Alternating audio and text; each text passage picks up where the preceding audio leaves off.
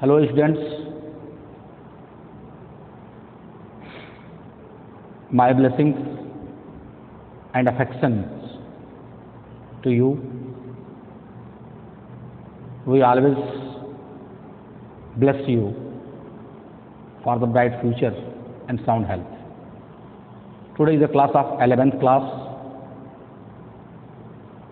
I have taught you first part of the first chapter, which name is The Portrait of a Lady. I have taught you 3 paragraphs, and further I am going to teach you and explain in Hindi from the 4th paragraphs. My grandmother always went to school with me. अर्थात मेरी दादी माँ हमेशा मेरे साथ school जाती थी. Because क्योंकि the school was attach to the temple, क्योंकि जो स्कूल था, विद्यालय था, वह मंदिर से जुड़ा हुआ था. द प्रिस्ट टाट अस द अल्फ़ाबेट, मतलब वो मंदिर से जुड़े हुए विद्यालय में पुजारी अल्फ़ाबेट अक्षर ज्ञान देते थे. एंड द मॉर्निंग प्रेयर, और सुबह के प्रार्थना के बारे में भी सिखाते थे, पढ़ाते थे, बताते थे. While the children sat in rows on either side of the veranda, singing the alphabet or the prayer in a chorus, my grandmother sat inside reading the scriptures. अर्थात जब बच्चे पढ़ते थे तो वह बरामदा में एक तरफ पंक्तिबद्ध होकर बैठ जाया करते थे, और वह अल्फाबेट या प्रार्थना सामूहिक रूप से पढ़ते थे. अर्थात अल्फाबेट यानी अक्षर ज्ञान जो सीखते थे, पृष्ठ या अध्यापक जो पढ़ाते थे, वह अक्षर ज्ञान भी सामूहिक रूप से, और जो प्रार्थना पढ़ते थे वे लोग, वे उन चीज़ों को भी वो लोग सामूहिक रूप से पढ़ा करते थे. कोरस में सामूहिक रूप से. जबकि मेरी दादी माँ यानी लेखक की दादी माँ दूसरे तरफ, मतलब मंदिर में दूसरे तरफ बैठकर, टेम्पल में दूसरे तरफ बैठकर धार्मिक पुस्तकों का अध्ययन करती थी. स्क्रिप्चर्स मीन्स धार्मिक पुस्तक जो मंदिर में रखे गए रहते थे. When we had bath finished, we would walk back together. This time the village dogs would meet us at the temple door. और जब पढ़ाई का कार्य समाप्त हो जाया करता था और जब मेरी दादी माँ धार्मिक पुस्तकों का अध्ययन संतोषजनक रूप से कर लेती थी, यानी जब घर जाने का समय होता था, तो जब ये लोग घर जाने के लिए मंदिर से बाहर निकलते थे तो गली मोहल्लों के गांव के जो डॉग्स थे, कुत्ते थे, वे इन्हीं मंदिर के दरवाजों पर, टेम्पल पर इन्हें मिलते थे. They followed us to our home growling होता है घूरना, and fighting with each other for the chapatis we threw to them. अर्थात जब ये लोग स्कूल से निकलते थे और घर की तरफ जाते थे तो वही कुत्ते जो मंदिर के टेम्पल पर मिलते थे वह इनके पीछे पीछे लग जाते थे और एक दूसरे से फाइट करते थे, एक दूसरे पर भौंकते थे, क्योंकि इसकी दादी माँ, लेखक की दादी माँ, इन कुत्तों पर रोटियाँ फेंकती थी और फेंकते हुए आगे बढ़ते हुए चली जाती थी. तो वे कुत्ते जो थे वे इन रोटियों के लिए आपस में लड़ाई करते थे, झगड़ा करते थे, भौंकते थे, लड़ते थे. और यही सिलसिला रोज होता था हर स्कूल डे के दिन. When my parents were comfortably settled in the city, they sent for us. जब लेखक के खुशवंत सिंह के माता पिता शहर में सेटल्ड हो गए, अच्छी तरह से बस गए, रहने लगे, मकान बनवा लिए, तो उनके माता पिता ने यानी इनको, खुशवंत सिंह को और खुशवंत सिंह की दादी को, दोनों को शहर में बुला लिया. That was a turning point in our friendship. और इस प्रकार हमारे फ्रेंडशिप में यह एक टर्निंग पॉइंट था, जिसके बाद धीरे धीरे काफ़ी कुछ बदलने लगा. Although we shared the same room, my grandmother no longer came to school with me. यद्यपि दोनों लोग यानी कि दादी माँ और ये खुशवंत सिंह बचपन में दोनों लोग साथ ही रहते थे शहर में, फिर भी इनकी दादी माँ इनके साथ स्कूल अब नहीं जाती थी, क्योंकि I used to go to an English school in a motor bus. क्योंकि वहाँ का सिस्टम कुछ अलग था. बस दरवाजे पर या मोहल्ले में आता था, बच्चे, जैसा कि आप जानते हैं इस बात को, बच्चे इस बस में जाकर बैठते थे और इंग्लिश मीडियम स्कूल में पढ़ने चले जाया करते थे. वहाँ पर किसी पेरेंट्स को, गार्जियन को जाने की कोई बहुत आवश्यकता नहीं थी. These were no dogs There were no dogs in the streets, and she took to feeding sparrows in the courtyard of our city house. मतलब जिस तरह से ये गांव में पढ़ाई करते थे, मंदिर के पास कुत्ते मिलते थे, ये लोग रास्ते में जाते थे, उस पर रोटियां फेंकते थे, कुत्ते लड़ते थे, इस तरह से वो शहर में ऐसा कुछ भी नहीं था, कोई कुत्ते होते कोई भी मिलता जुलता नहीं था। यह स्वयं बस में जाते थे, बैठते थे, स्कूल पढ़ने के लिए चले जाते थे। और जो इनकी दादी माँ थी शहर में, वो शहर में एक आंगन था और उस आंगन में चिड़िया आया करती थी, पक्षी आया करती थी, उन पक्षियों को वह दाना खिलाने का कार्य करती थी और अपना समय व्यतीत किया करती थी। As the years rolled by, we saw less of each other. और इस तरह से धीरे धीरे एक एक दिन, दो दिन, महीनों दिन, सालों साल बीतते गए और हम लोग एक दूसरे को बहुत कम देख पाते थे, एक दूसरे से बहुत कम मिल पाते थे। For some time she continued to wake me up and get me ready for school. मतलब जब यह गांव से जब शहर गई तो कुछ दिनों तक इन्होंने, यानी कि खुशवंत सिंह की दादी माँ ने इनको जगाया, तैयार किया, स्कूल भेजा। लेकिन धीरे धीरे when I came back she would ask me what the teacher had taught me. और जब ये स्कूल से अपने शहर वाले घर में आते थे तो इनकी दादी माँ इनसे पूछती थी, आज तुमने स्कूल में क्या पढ़ाई किया, तुम्हारे टीचर ने क्या पढ़ाया, क्या बताया, क्या सिखाया, पूछती थी। I would tell her English words, और इंग्लिश शब्दों के बारे में मैं अपनी दादी माँ को बताता था कि आज हमने ये सीखा, ये सीखा, ये सीखा। And little things of western science, और कुछ पश्चिमी विज्ञान के बारे में भी मैं उनको बताता था कि कुछ हमने पश्चिम देश के विज्ञान के बारे में यह पढ़ाई किया है। And learning the law of gravity, और यह भी बताते थे कि इनको लॉ ऑफ ग्रेविटी, गुरुत्वाकर्षण के नियम के बारे में बताया गया है। आर्किमिडीज प्रिंसिपल, आर्किमिडीज के सिद्धांत को बताया गया है। द वर्ल्ड बीइंग राउंड, और इस प्रकार बहुत सारे जो भी स्कूल में बताए जाते थे चीज़, वो सारी चीज़ों को अपनी दादी माँ से शेयर करते थे। लेकिन दिस मेड हर हैप्पी, लेकिन वह इस सब चीज़ों को सुनकर उदास हो जाया करती थी, नाखुश हो जाया करती थी। She would not help me with my lessons, she could not help me with my lessons.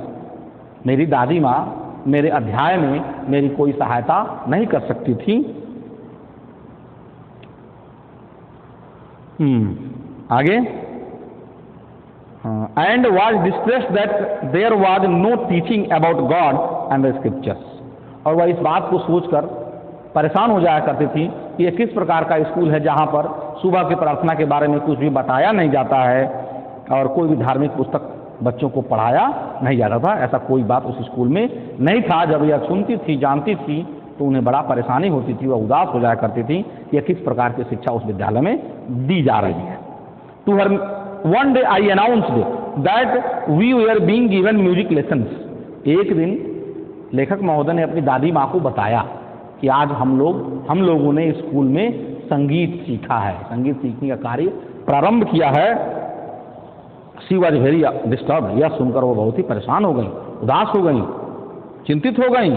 To her music had lewd associations, मतलब उनके लिए संगीत जो है वह लंठ लोगों के लिए, लंपट लोगों के लिए, अच्छे लोगों के लिए नहीं होता था, यह बेकार लोगों के लिए, लंपट लोगों के लिए हुआ करता। ल्यूड मीन्स असभ्य। It was the monopoly of harlots and beggars and not meet for general talk, मतलब उनका यह मानना था कि जो संगीत होता है उस पर वेश्याओं का और क्या नाम, भिखारियों का और ऐसे इस प्रकार के लोगों का ही मोनोपोली होता है, संगीत पर अधिकार होता है। मतलब भिखारी भीख मांगने के लिए गीत गाता है और भीख मांगता है। She said nothing but her silence meant disapproval, उन्होंने कुछ कहा तो नहीं, लेकिन उनकी चुप्पी का मतलब ये था कि वह इन सब चीज़ों को पसंद नहीं करती थी, इससे वह असहमत थी। उनका यह मानना था कि इस प्रकार की शिक्षा विद्यालय में नहीं दी जानी चाहिए। She rarely talk to me after that, और उसके बाद से वह मुश्किल से ही बात करती थी। कहने का मतलब कि उनके मन के मुताबिक कुछ था ही नहीं, लेसन थे नहीं, संस्कार था नहीं, वहाँ का ट्रेडिशन, वहाँ का सभ्यता कुछ अलग था, उसमें वह एडजस्ट नहीं कर पाती थी, इसलिए वह उस बच्चे से बात नहीं कर पाती थी। When I went up to university, 7th paragraph है, जब मैं यूनिवर्सिटी गया, विश्वविद्यालय जाने वाला था। I was given A room of my own. जब ये विश्वविद्यालय में पढ़ने लगे तो इनको अपना खुद का एक कमरा दिया गया, मतलब अब इनकी दादी माँ इनके साथ नहीं रहती थी, ये अकेले कमरे में रहने लगे। The common link of friendship was snapped. Snap से कट जाना, और जो इनका जो मित्रता का संबंध था दादी माँ का और नाती में, वह कट गया क्योंकि ये लोग अलग हो गए। My grand mother accepted her secularism with resignation. और बड़े शांति भाव से, रेजिग्नेशन मीन्स शांति, और सेक्लूजन मीन्स एकांतवास। उन्होंने, मेरी दादी माँ ने अपने एकांतवास को बड़े शांति पूर्वक स्वीकार कर लिया, मतलब उन्होंने कुछ कहा नहीं। She rarely left her spinning wheel to walk to anyone, मतलब किसी से बात करने के लिए वह स्पाइनिंग व्हील जो था, घुमाने वाला जो चक्र था, उससे वह बहुत कम उठती थी, वहां से उठती नहीं थी। From sunrise to sunset she sat by her wailing wheel spinning and reciting prayers, मतलब वह चक्के को घुमाया करती थी सुबह से लेकर शाम तक और प्रार्थना किया करती थी, और इसके अलावा वह कुछ करती नहीं थी। Only in the afternoon she relaxed for a while to feed the sparrows. सिर्फ दोपहर के समय में उन्हें थोड़ा सा आराम, खुशी मिलता था जब वह पक्षियों को, स्पैरोज को, पक्षियों को दाना खिलाने का कार्य करती थी। While she sat in the veranda, breaking the bread into little bits, hundreds of little birds collected round her, creating a veritable bedlam of chirpings. मतलब जब वो बरामदा में बैठकर चिड़ियों को खिलाने के लिए रोटियां तोड़ती थी, तो आस पास में जितनी भी चिड़ियाएं, पक्षियां होती थी, वह सब उनके पास इकट्ठी हो जाती थी और ची ची की करते करते इस प्रकार का माहौल बनाती थी कि वह सुनकर कोई भी डिस्टर्ब हो जाएगा, परेशान हो जाएगा, लेकिन इनको कोई परेशानी नहीं होती थी। She came and perched on her legs, some came and perched on her legs, मतलब कुछ पक्षियां आती थी और उनके पैरों पर बैठ जाती थी। अदर्स ऑन हर शोल्डर्स, कुछ पक्षियां आती थी और उनके कंधों पर बैठ जाती थी। Some even sat on her head, और कुछ पक्षियां ऐसी जो उनके आकर सर पर बैठ जाया करती थी। सी स्माइल्ड, और वह कुछ कहती नहीं थी, वह मुस्कुराती थी, but never should them away, shoe means भगा देना, लेकिन कभी उन पक्षियों को अपने शरीर के किसी भी अंग से भगाती नहीं थी, चाहे वह सर पर बैठे हों, पैर पर बैठे हों, हाथ पर बैठे हों, ढाल पर बैठे हों, कहीं बैठे हों, उन्हें भगाती नहीं थी। It use to be the happiest half hour of the day for her, मतलब उनके लिए यह 24 घंटे का जो समय था, सुबह से लेके शाम तक, शाम से लेके सुबह तक, इस दौरान यह आधे घंटे का समय उनके लिए सबसे खुशनुमा, सबसे ज्यादा खुशी देने वाला समय उनके लिए हुआ करता था। नेक्स्ट पैराग्राफ में पढ़ाने जा रहा हूं। When I decided to go abroad for further studies, और आगे के अध्ययन के लिए जब लेखक महोदय ने विदेश जाने का फैसला किया, तो I was sure my grand mother would be upset, तो इनको यह लगा कि इस बार जरूर वह बहुत परेशान हो जाएंगे, क्योंकि मैं उनको छोड़ के उनकी आंखों से दूर जा रहा हूं। लेखक महोदय को ऐसा महसूस हुआ। I would be away for 5 years, इनको 5 वर्षों तक दूर रहना था। And at her age one could never tell, और उनकी अवस्था में, and at her age no one could never tell, और उनकी अवस्था में कोई भी कुछ भी कहेगा नहीं। But my grand mother could, लेकिन मेरी दादी माँ ने ऐसा किया। क्या किया?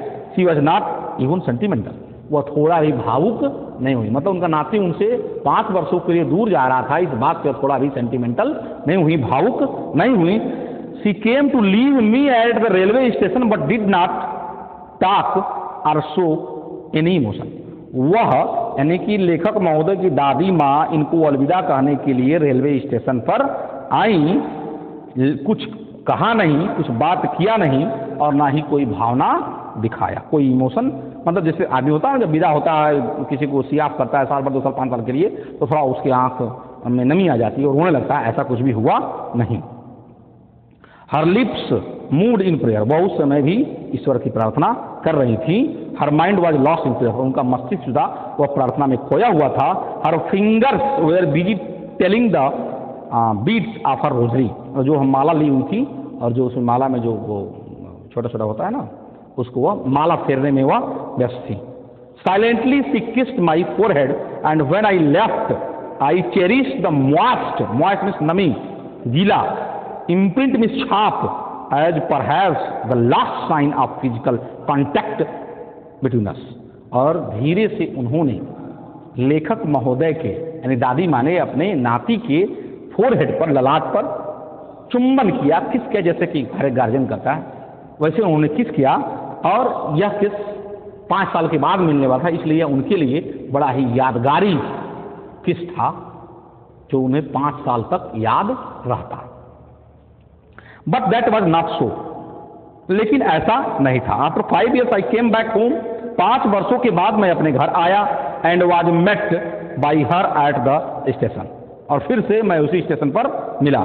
She did not look a day older, मतलब वह एक दिन भी ज्यादा उम्र वाली नहीं लगा, मतलब जैसा 5 साल पहले इन्होंने देखा था वैसे ही आज भी वह दिखाई दे रही थी। She still had no time for words, उनके पास अभी भी शब्दों के लिए कोई समय नहीं था। And while she clasped me in her arms I could hear her reciting her prayers, और जब उन्होंने अपने नाती को गोद में लिया, एम्ब्रेस किया, गले से लगाया, तो उस समय भी भगवान की प्रार्थना कर रही थी। Even on the first day of my arrival her happiest moments were with her sparrows whom she fed longer and with frivolous rebukes, अर्थात इनके आने से पहले 5 साल पहले उनके लिए जो सबसे खुशी का क्षण होता था वह सिर्फ यही होता था कि दोपहर के समय में वह चिड़ियों के साथ अपना समय व्यतीत करती थी, उनको दाना खिलाया करती थी, रोटी खिलाया करती थी। यह उनके लिए सबसे खुशहाली का समय था। यह आज के लिए सेकंड पार्ट, इसमें थोड़ा ज़्यादा पैराग्राफ है, इसमें अभी 2-3 पैराग्राफ और होगा। आज के लिए मैं इतना ही पढ़ाऊंगा, और जो इसका अंतिम पार्ट होगा 3 या 4 पैराग्राफ का, उसको मैं नेक्स्ट पार्ट में आपको पढ़ाऊंगा। नया चैप्टर है, ठीक से पढ़िएगा, ध्यान से पढ़िएगा और समझने का प्रयास करिएगा। Thank you very much.